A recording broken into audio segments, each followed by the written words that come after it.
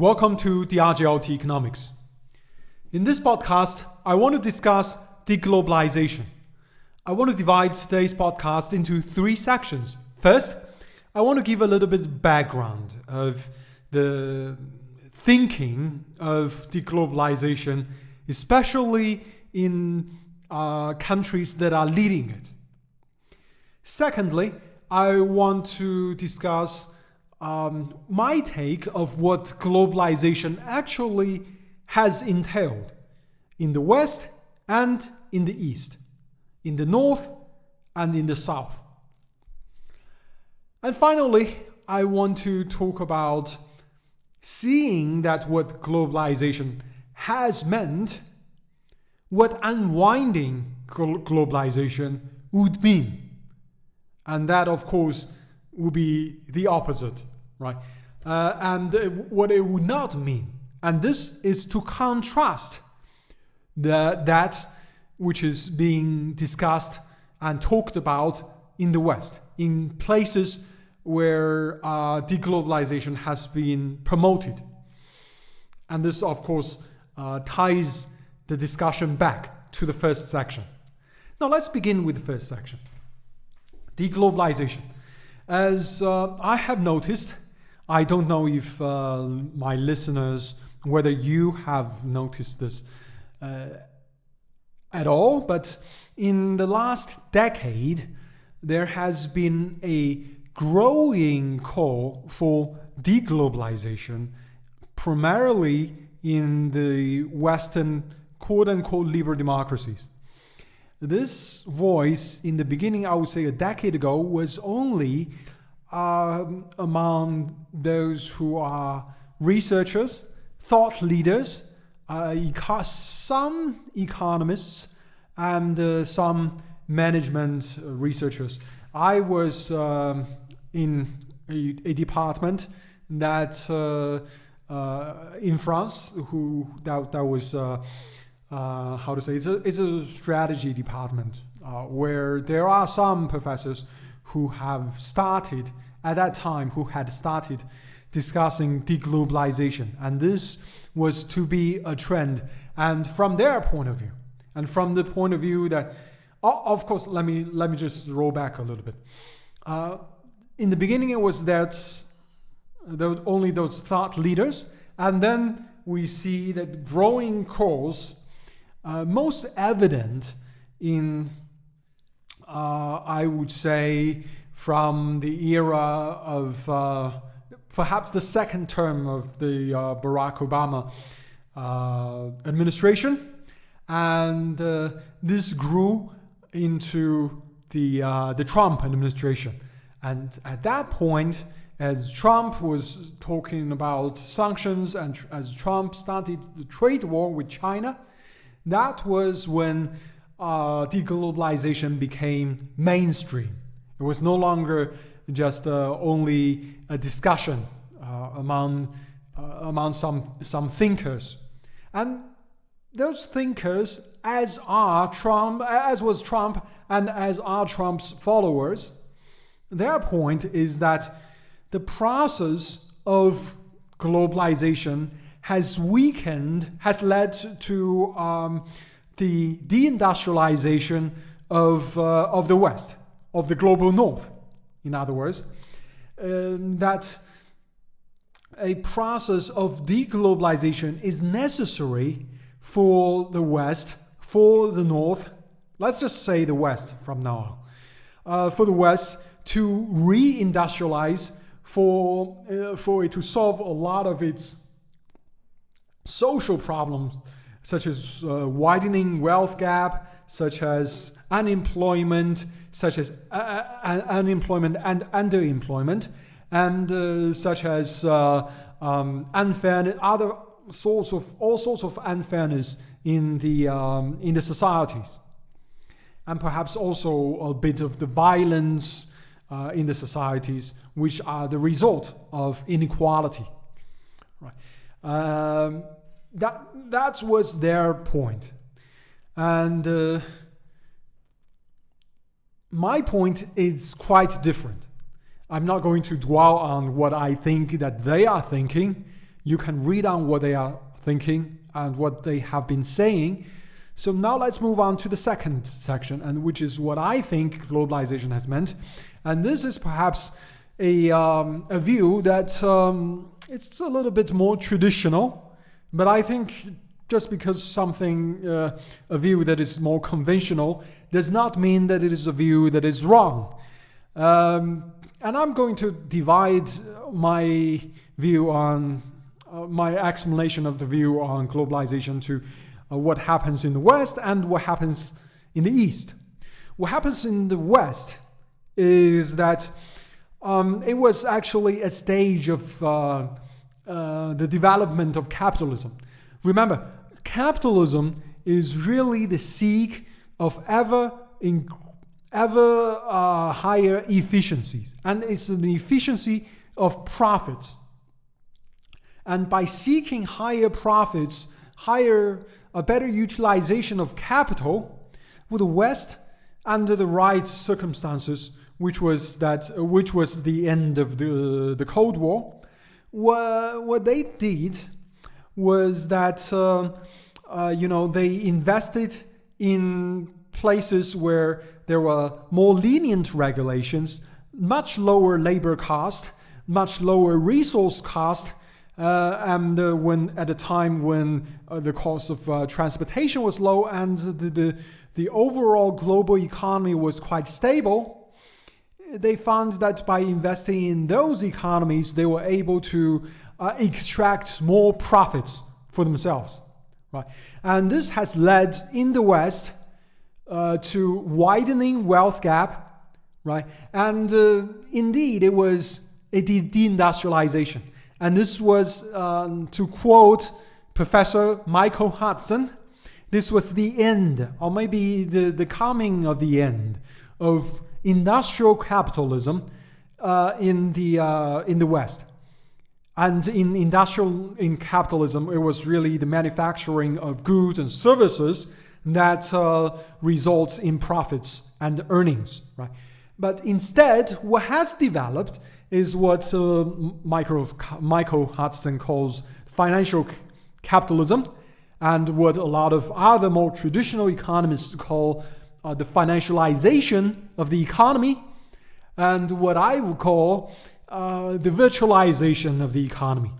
In other words, you see very high valuations of companies that are not necessarily manufacturing any goods, or maybe not so many goods, and not providing much in terms of services, but purely because of marketing, because of quote-unquote brand equity, because of all this hype that a company can achieve very high valuation. And with this valuation, and with the ever-decreasing interest rate, those people the capitalists, oligarchs, people with money, are able to borrow against their equity, and this creates the wealth effect, and the circle continues. This is what I think has happened in the West, right? In other words, I do kind of agree with what these thinkers that have been chanting for de-globalization are saying. So I'm not disputing that there is indeed a problem of deindustrialization, but more important, and one thing that they have not been emphasizing, is the replacement of industrial capitalism with financial capitalism, with this virtual economy. We see real estate, we see stocks, we see all cryptocurrencies, all sorts of things, real and imagined, mostly imagined, that can be traded, that can be speculated on, and they have become the central element of the Western economy, of Western capitalism. Contrast that with the East. In these countries, I think what has happened was really neo-colonialism, meaning that these countries, while they nominally retain their sovereignty, their economies became controlled by these Western capital. They trade their cheap labor, their resources, and of course a lot of pollution, environmental damages, for a little bit of economic opportunity. And you see the rise of the oligarch class and the rise of autocrats, of autocratic authoritarian regimes across the global south or the east. Now, you could argue, and in fact a lot of people will argue, and I probably will also argue, that China is slightly different, because the Chinese government were, I don't know if it's because they are wiser or because they are more ideological, they want to hang on to their ideology. A lot of the economists want to argue that it is because the Chinese government has been has more foresight, they have been more insightful. They have predicted that it will come to this, so that they they struggled and they insisted on retaining the control of their economy. I'm a little bit skeptical on that. I think perhaps it's more of an ideological drive that they wanted to have control of the economy and they were unwilling to give too much away, rather than they want to protect their economy. But anyway, the result is the same. That China is one of the exceptions in the quote-unquote neo-colonialist period, or otherwise known as the globalization period, where China has enjoyed a little bit of these economic opportunities, while at the same time has not completely or fully lost control of its economy. China still has its sovereignty, its economic sovereignty. Contrast that with the worst case, which is, I'm afraid, Ukraine. Right, Ukraine being the wealthiest participant, not participant, what is it called? The wealthiest, the wealthiest constituent republic of the former Soviet Union. The word is constituent, sorry. It was richer than Kazakhstan. It was richer than Russia. But after the fall of the Soviet Union, it was completely captured by Western globalists, or otherwise known as Neo-colonists, and a lot of people call them Neo-conservatives. But that's the political wing.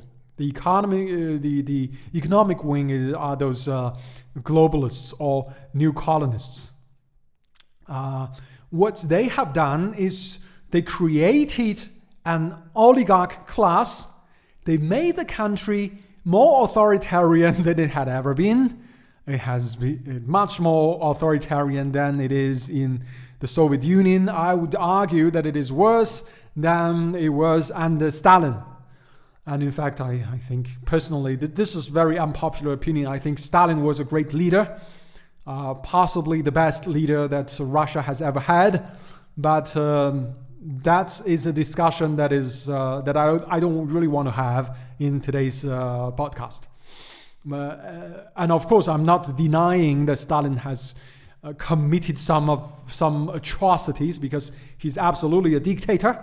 If there is a stereotypical dictator, this guy was, and he can certainly be written in textbooks as your archetypical dictator. But nevertheless, I think Stalin has done a lot of good for the Soviet Union. And without Stalin, I wonder whether the Soviet Union could have won the World War II. But anyway, that's a digression. About Ukraine again. Ukraine has been exploited of its natural resources.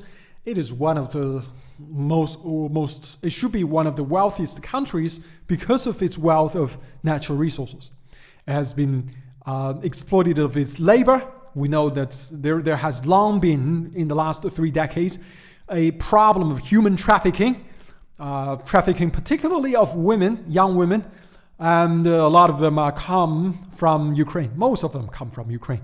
And this has been a tragedy, and this is a real humanitarian crisis, but because it has been orchestrated by the globalists, by the neo-colonists, it's not discussed. Well, so this is, the East, what has happened in the East.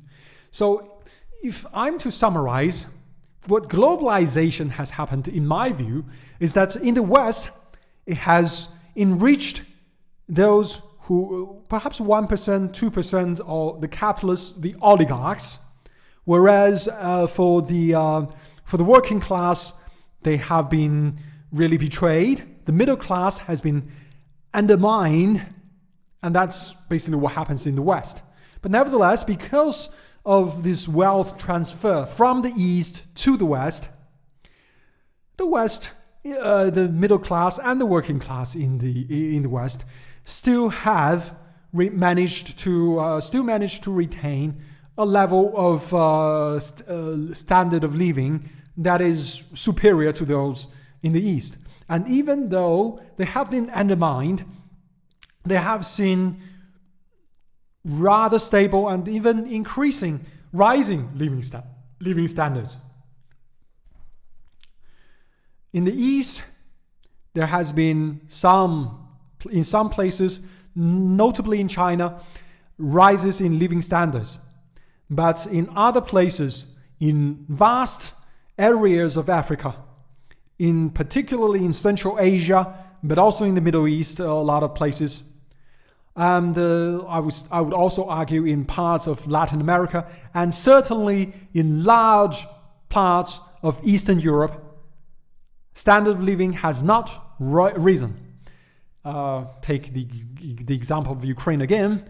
The living standards of today in Ukraine is worse than the living standards they had before the fall of the Soviet Union. And that was after a decade of decline in living standards, meaning that the standard of living in Ukraine today, and this is, I say today, meaning before the war, it's worse than when Khrushchev was still the premier, right?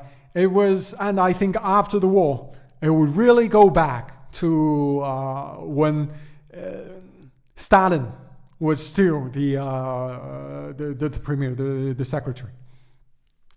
That was a huge tragedy. And I think if the Ukrainian people understand this, they should be angry against not necessarily the Russians who are indeed waging an invasion in their country, although the Russians will argue that they are liberating the Ukrainians, but whatever, that's a different discussion. They should be angry against those neo-colonists, those globalists, who have really just destroyed their country and destroyed their people.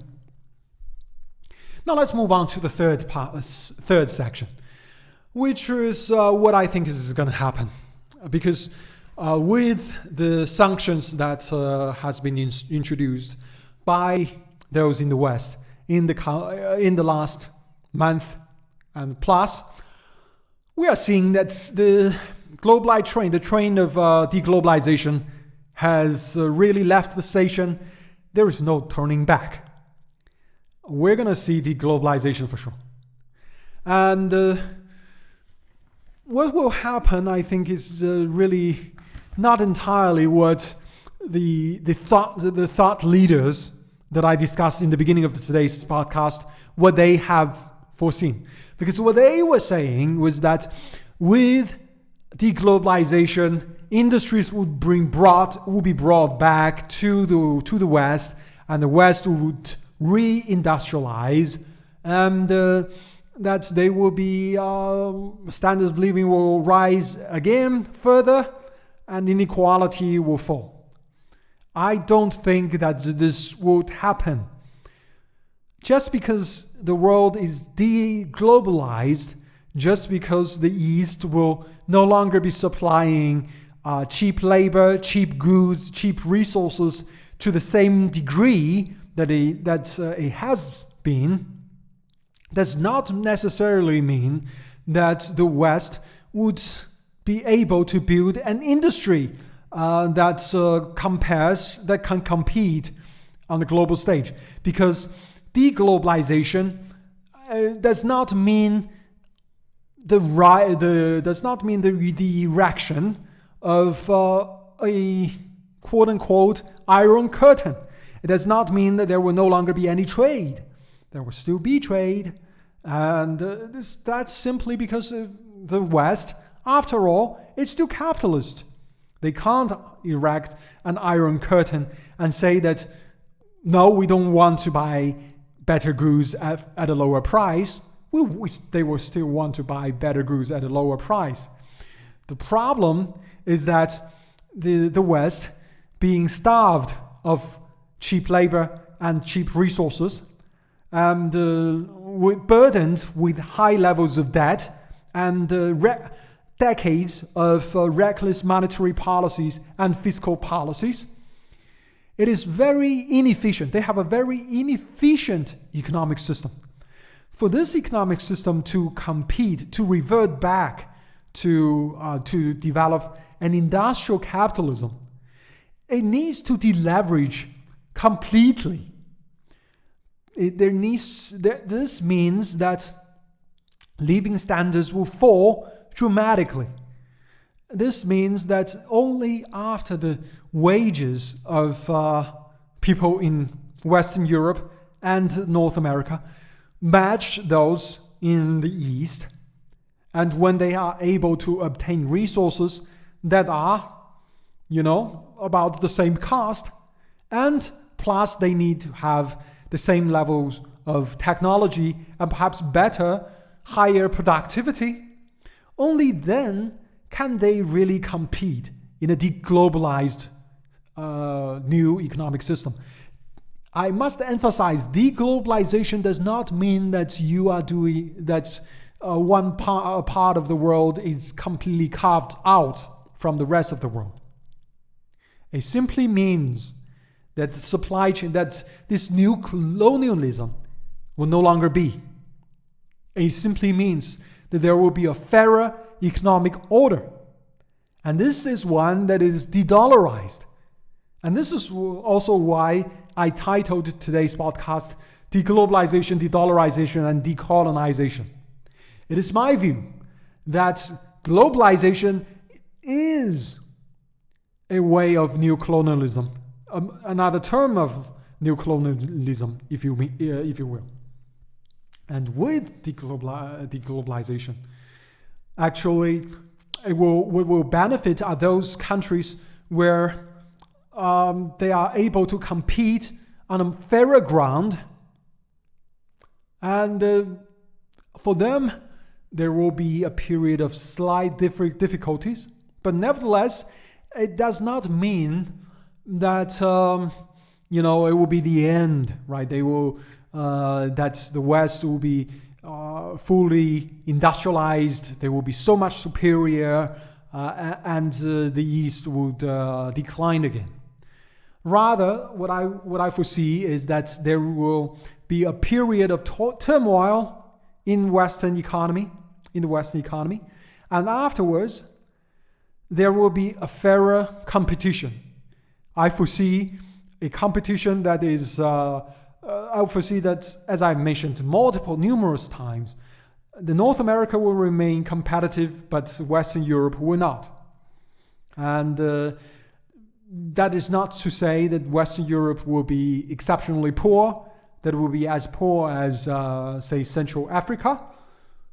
But I'm thinking more along the lines of Argentina, right? Because Argentina, at once upon a time, was also an economic power, but it suffered from deleveraging.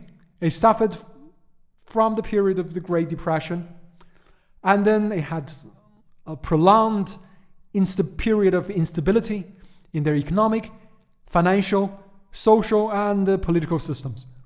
I foresee the same happening in Western Europe. And 50 years from now, 100 years from now, when we will probably no longer be talking about Argentina, but in its place, we will be talking about Western Europe. We'll be talking about Germany. And how ironic it is that a lot of the Germans fled Europe and went to Argentina after the end of World War II. A little bit irony there. But anyway, this is today's podcast. I think a lot of people, some people, just one of the commenters have suggested that I add a contact information to this channel. So I'm going to add my Telegram channel, I think probably. I do have a Telegram account, so I will add my Telegram account handle and also a Telegram channel. I think I do have one. I haven't been using it, but I'm going to revive that one. Also keep in mind that this podcast is available on Rumble and Odyssey as well. Last but not least, please give me a like, subscribe, and share. Thanks and have a great day.